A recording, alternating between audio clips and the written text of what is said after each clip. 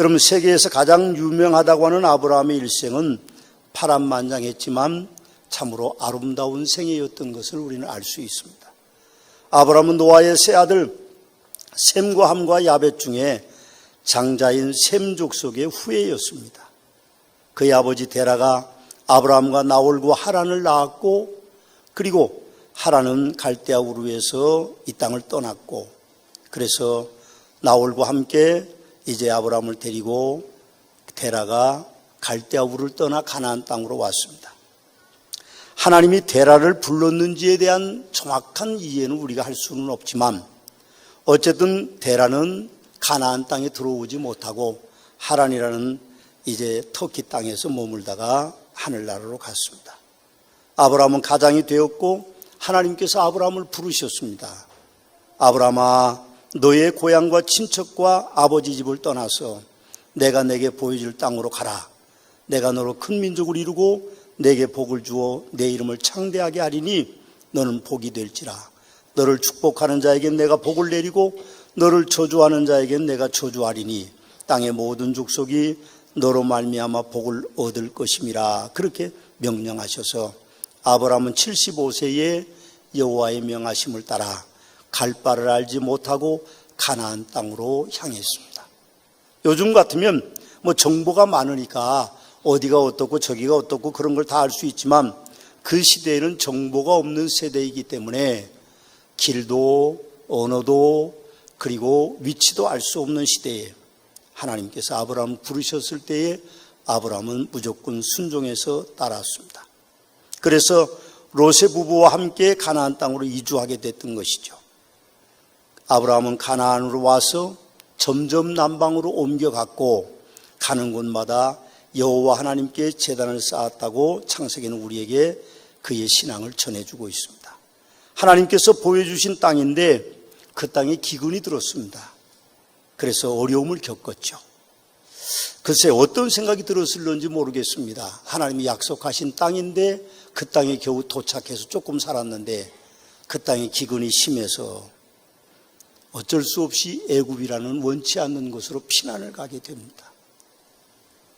그 마음이 어땠는지는 잘 모르겠는데 애굽에 내려간 아브라함에게는 어려움이 닥쳤습니다. 사실 아브라함의 부인 사라는 이복 동생 누이였고 또 매우 아리따운 여인이었던 것 같습니다.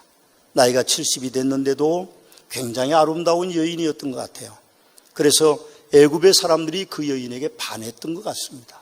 그러니 이 아브라함이 마음에 걱정이 됐습니다.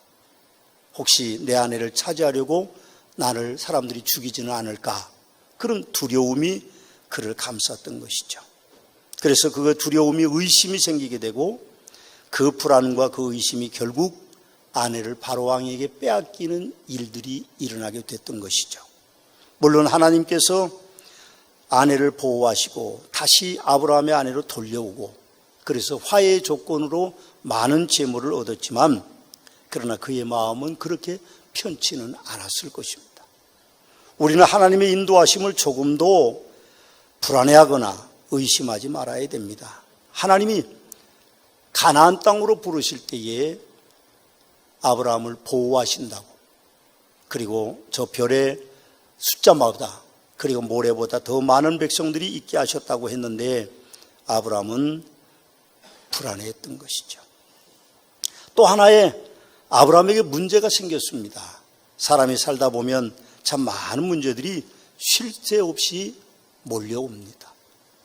이제는 끝났구나 생각하면 또 다른 어려움들이 몰려오는 것이 인생이죠. 그래서 인생은 어쩌면 롤러스케이트를 타는 것처럼 스릴이 있는지도 모르겠습니다. 여러분 생각해 보면 갈대아 우르에서 430km를 이주해서 살다가 기근 때문에 애굽에 내려가서 아내를 빼앗길 뻔하고 다시 가나안 땅으로 돌아왔다고 하면 하나님의 언약하신 대로 내가 큰 민족을 이루고 복을 주어 내 이름을 창대케 하리니 너는 복이 될지라. 그래서 그와 같은 일들이 일어날 줄 알았어요. 애굽으로 내려갔다 오면서 성경을 보니까 아브라함에게는 가축과 은과 금이 풍부했다, 그렇게 기록하고 있습니다. 그러니까 굉장히 지금 큰 기쁨이 그 가정에 있었던 것이죠. 그러나 살다 보니 예기치 않는 문제가 생겼습니다. 조카 롯과의 문제가 생긴 거죠. 목초지 문제로 다툼이 일어났습니다. 아브라함도 재산이 많아졌지만 롯도 재산이 많아지다 보니까 그의 종들이 목초지 문제 때문에 다툼을 일으키게 됐던 것이죠. 그래서 아브라함이 롯에게 우리가 서로 다투지 말자. 내 앞에 온 땅이 있지 아니하냐? 나를 떠나가라. 네가 좌하면 나를 우할 것이고 네가 우하면 나는 좌할 것이니 네가 선택하라. 그렇게 조카에게 양보를 합니다. 롯은 눈을 들어보았습니다. 여호와의 동산 같고 애굽 땅과 같은 그 비옥한 땅, 소돔과 고모라 땅을 선택해서 롯은 떠나가고, 그리고 아브라함은 헤브론 쪽에 있는 열악한 산악 쪽으로 오게 됩니다. 롯이 아브라함을 떠난 후에 여호와께서 아브라함에게 이르셨습니다. 너는 눈을 들어 너 있는 곳에서 북쪽과 남쪽 그리고 동쪽과 서쪽을 바라보라. 보이는 땅을 내가 너와 내 자손에게 주리니 영원히 이르리라. 내가 내 자손이 땅의 티끌 같게 하리니 사람이 땅의 티끌을 능히 셀 수 있을진데 내 자손도 세리라. 너는 일어나 그 땅을 종과 횡으로 두루다녀 보라. 내가 그것을 내게 주리라 하고 말씀하셨습니다. 하나님은 참 좋으신 분입니다. 아브라함이 조카 롯에게 좋은 땅을 다 양보하고 산속 험악한 땅을 향하여 갔을 때 하나님께서는 아브라함을 위로하셨던 것이고 그의 미래가 밝다고 언약해 주신 것입니다. 그래서 아브라함은 산속에 있는 헤브론에 머물면서 여호와를 위해서 제단을 쌓습니다.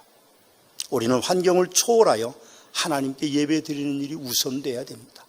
결국 우리가 복받는 것은 우리의 능력이 아닙니다.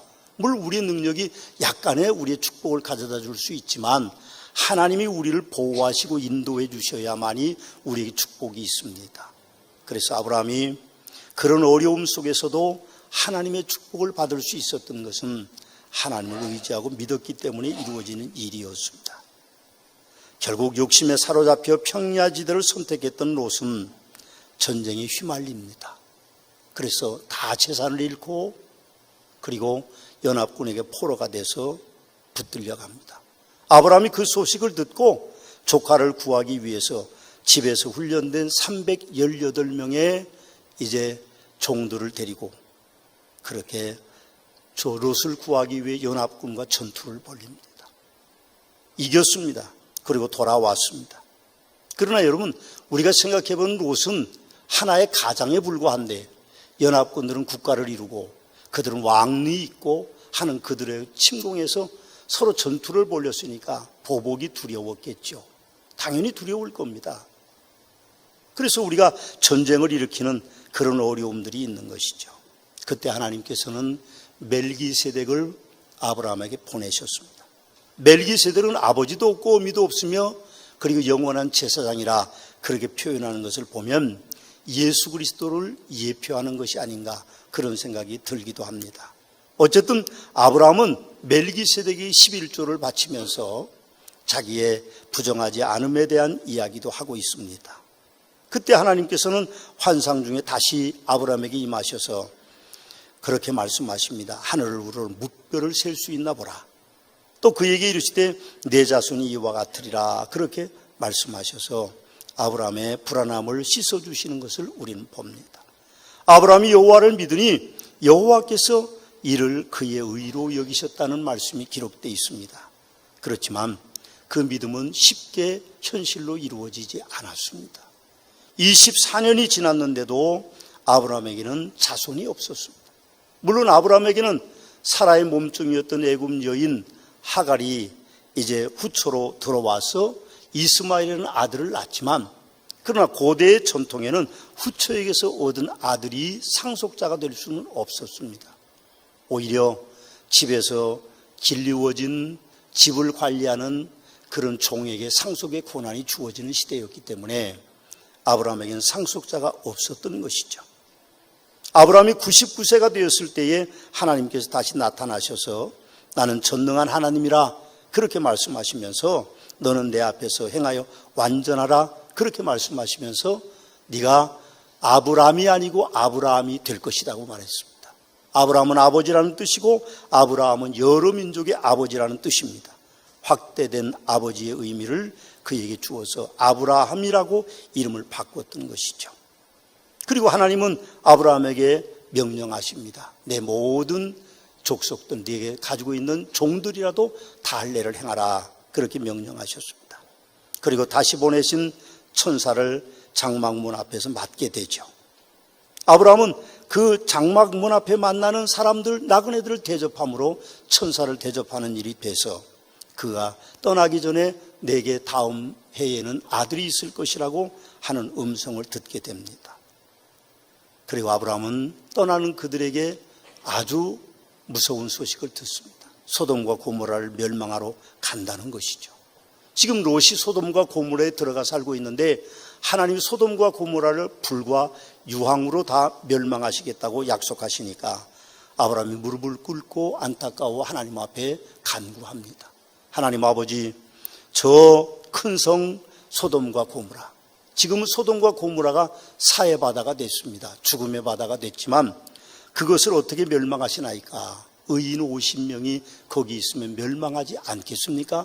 그렇게 하나님 앞에 간구할 때에 하나님이 말씀하십니다. 내가 의인 50이 있으면 그 성을 멸망시키지 않을 것이다. 다시 한번 하나님 죄송하지만 제가 부탁드립니다. 의인 45명이 있으면 멸망하지 않겠습니까? 그래, 내가 45명이 있으면 멸망하지 않을 것이다.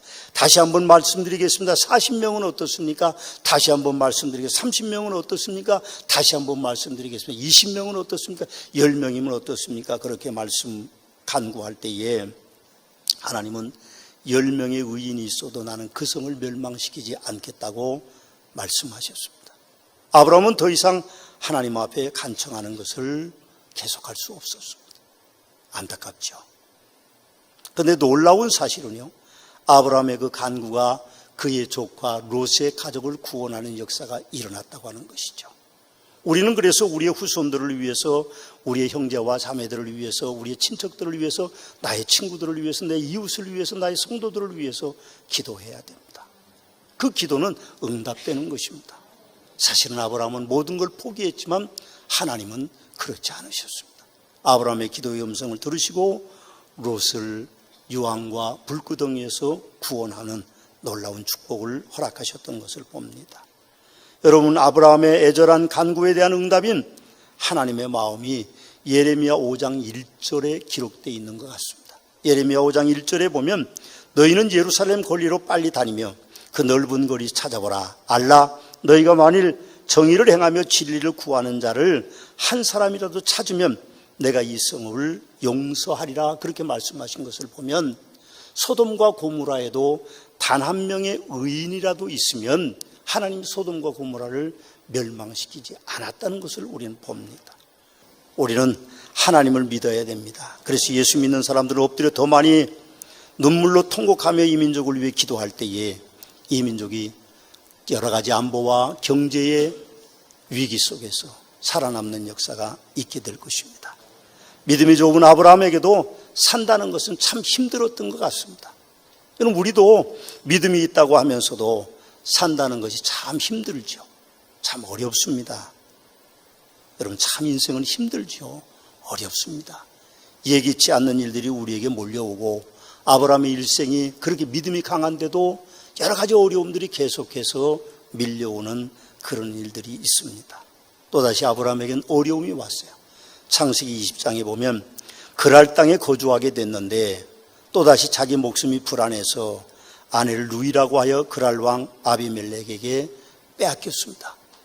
하나님께서 아비멜렉에게 이제 나타나셔서 아비멜렉을 혼내셨습니다.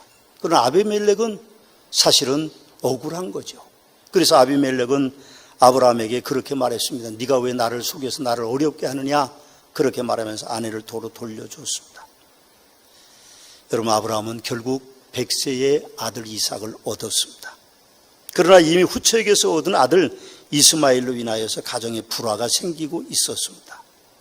그래서 후처 하갈과 그 아들 이스마엘을 내쫓으라는 사라의 요구를 당하게 됐습니다. 그러나 아브라함이 볼 때는 똑같은 아들입니다. 후처에게서 얻은 아들이든 본처에게서 얻은 아들이든 상관없이 아들인데 아내의 입장에서 보면 그렇지 않죠. 그래서 아브라함이 많은 고민과 근심을 했다고 성경은 써 있습니다. 그때 하나님이 아브라함에게 나타나셔서 염려하지 말아라. 하갈과 이스마엘을 내보내라. 그들도 큰 민족을 이룰 것이라고 그렇게 말씀하셔서 아브라함은 근심을 걷고 하갈과 그리고 이스마엘에게 물 한 자루를 주면서 광야로 내쫓습니다. 여러분, 우리는 하나님의 이 명령에 순종하는 아브라함의 모습을 본받아야 됩니다. 사실은 우리가 끊을 것 끊고 그리고 버릴 것 버리는 것이 과감하지 않기 때문에 하나님의 축복이 우리에게 오지 않을 때가 너무 많습니다. 우리는 끊을 것 끊어야 됩니다. 버릴 것 버려야 됩니다. 그래야만 하나님의 축복의 장이 우리에게 임한다는 것을 우리는 기억해야 됩니다. 그것이 기호식품이든 그것이 여러분의 고집이든 그것이 여러분의 삶의 어떤 방식이든 상관없이 하나님 앞에서 우리가 하나님의 명령에 순종하면 하나님께서 우리에게 놀라운 축복을 주신다고 하는 사실이죠. 하나님께서 100세에 얻은 아들 이삭을 바치라고 하셨습니다. 참 어이없는 일이죠. 모리아산에 와서 바쳐라. 모리아산은 3일 길을 걸어가야 되는 것입니다. 아내에게 이야기를 안 한 것 같아요. 그런 내용은 없습니다. 근데 아내 얘기가 아주 안 나오는 거 보니까 사라에게 얘기하면 사라가 펄펄 뛰겠죠. 100세에 얻은 아들인데 이제 20살 됐는데 그거 쉬운 게 아니에요. 자식이 참 귀한 거거든요. 다 여러분 자식이 귀하잖아요. 자식들은 부모를 귀하게 안 여길 수도 있지만 부모는 자식이 엄청 귀한 겁니다. 눈에 넣고도 아프지 않는 것이 자식인데 이제 모리아산에 잡아 바치라고 그랬어요. 지금 생각하면 불가능한 얘기지만 그 시대에는 이방인들 가운데는 자식을 신에게 제물로 바치는 일들이 비일비재했습니다. 몰록신이 그 당대에 있었는데 몰록신을 통해서 이제 자식을 바치는 제도들이 있었어요. 그러니 아브라함이 자식을 잡아 바치라는 말에 그는 자식을 바칠 수밖에 없었던 것이죠.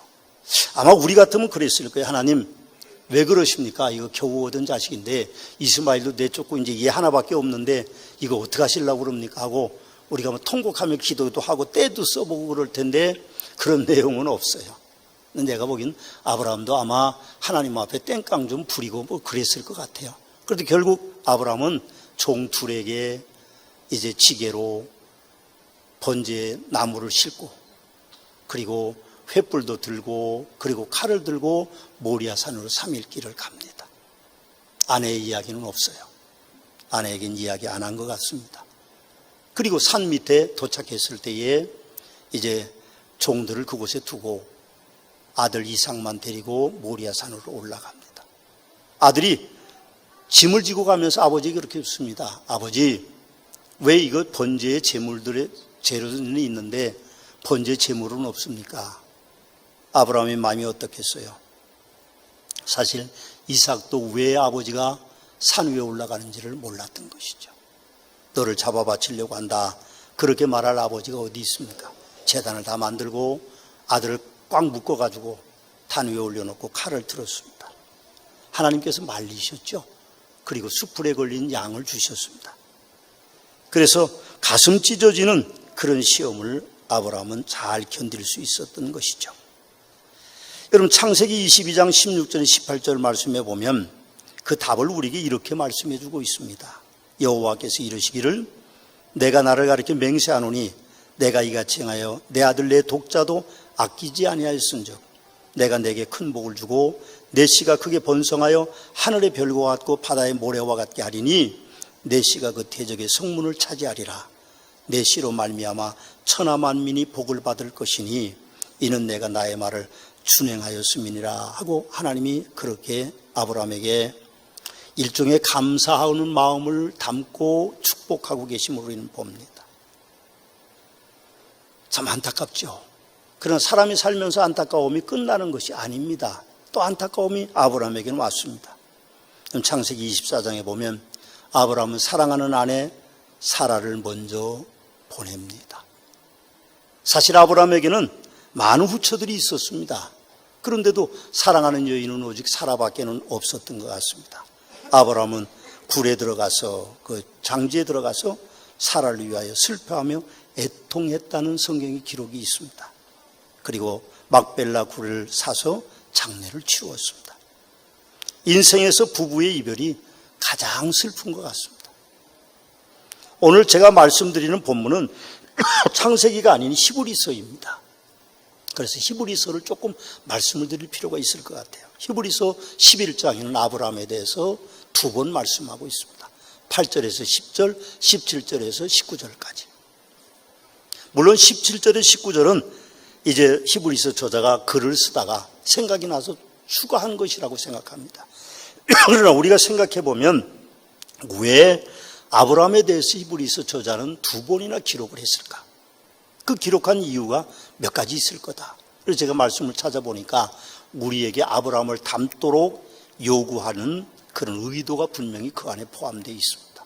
첫 번째 우리가 아브라함을 닮아야 되는 것은 오늘 8절 말씀에 보니까 고향과 친척과 아비집을 떠나는 하나님 말씀에 순종하는 아브라함을 닮으라고 말하는 겁니다.